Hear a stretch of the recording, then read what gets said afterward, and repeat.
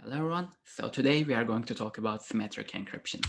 Symmetric encryption is performed between two users.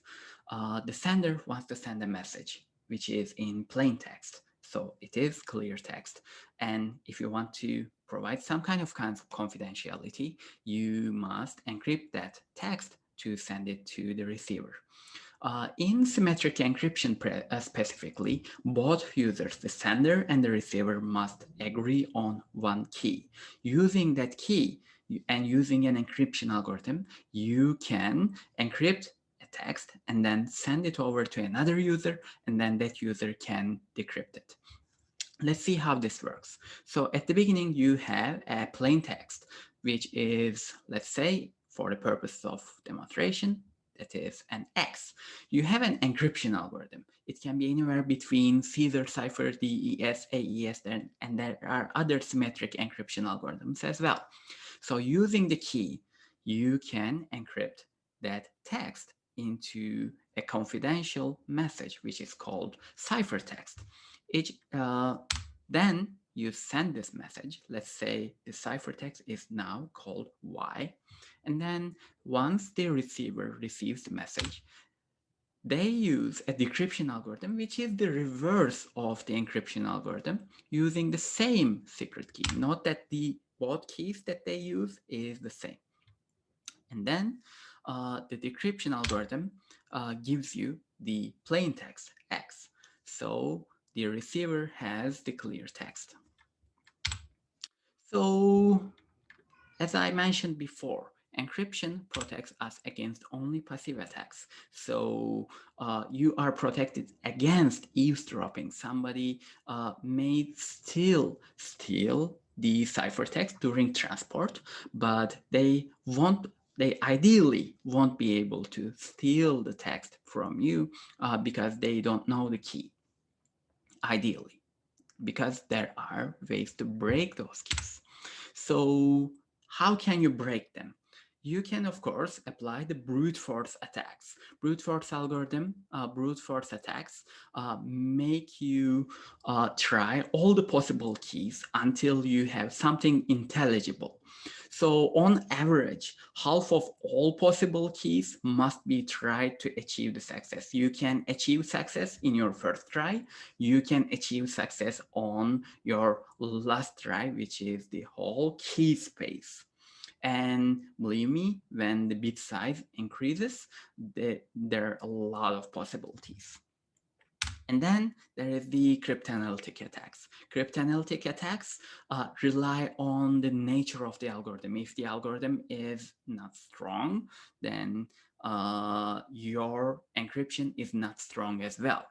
And then maybe you have the knowledge of the general characteristics of the plain text so that you can find similar patterns so that you can decrypt the algorithm. And then some plain text to ciphertext pairs that have been decrypted and broken before can be used to infer on decrypting other new ciphertexts. So when it is successful, all future and past messages encrypted with that key is compromised if the other side, if the attacker uh, somehow finds out the key. Okay, so key is the important thing here. So with different algorithms, you have different sizes and characteristics of the key. For example, with DES, the plain text block size is ideally 64 bits.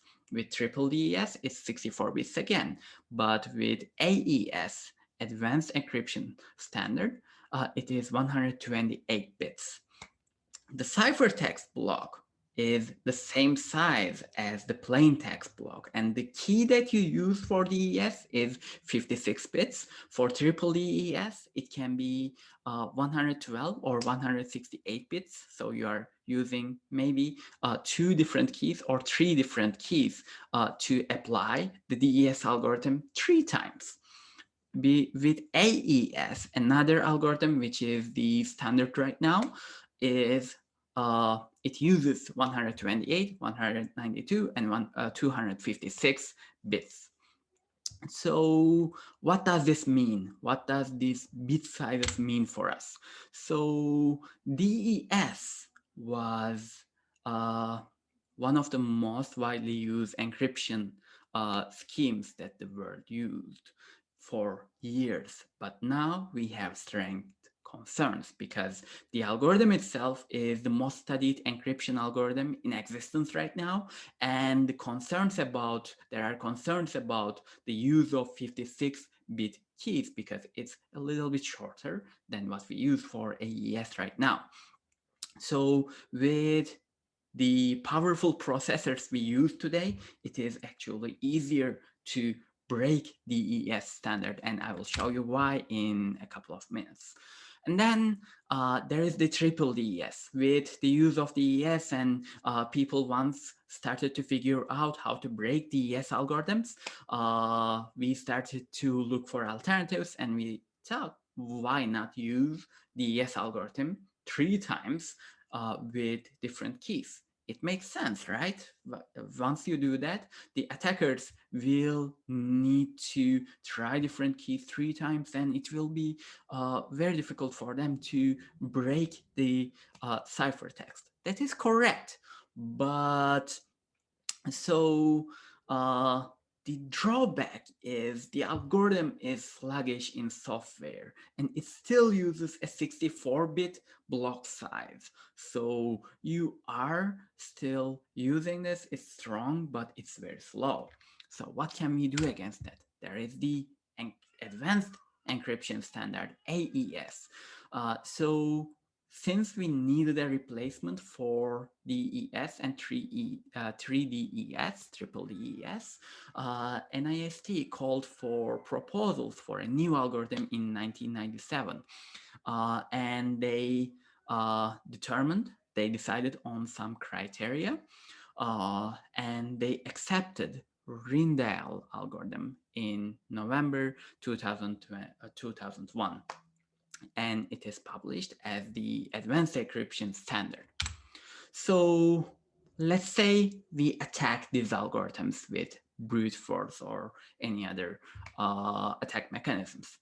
With brute force, let's see. So with DES, you have 56 bits. The cipher that you use is DES, and the alternative keys that you can have is 2 to the 56, right?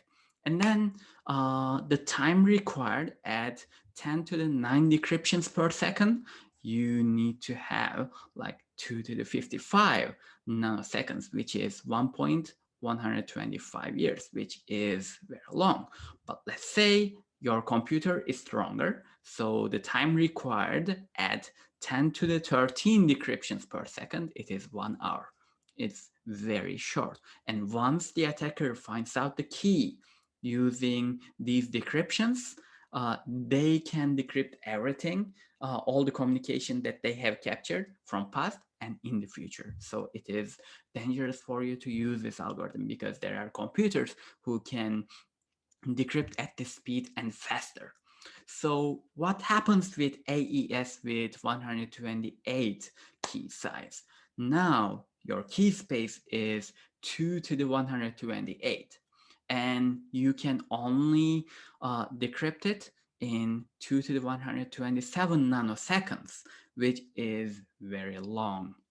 If you are using if you have a computer that's stronger, 10 to the 13 decryptions per second, then 5.3 times 10 to the 17 years is what is required to break it. So it's very long, and that is the whole idea. As you can see, with 168 key size and with triple DES, you have a lot longer time required for 10 to the 13 decryptions per second. And with the current technology, it is very difficult, right? So with brute force, we agree that DES and triple DES are very strong algorithms. But what happens with cryptanalysis? That is the question right now. So are we really safe with AES and triple DES? No, not right now, because there are a number of algorithms, attack mechanisms that can be used against them.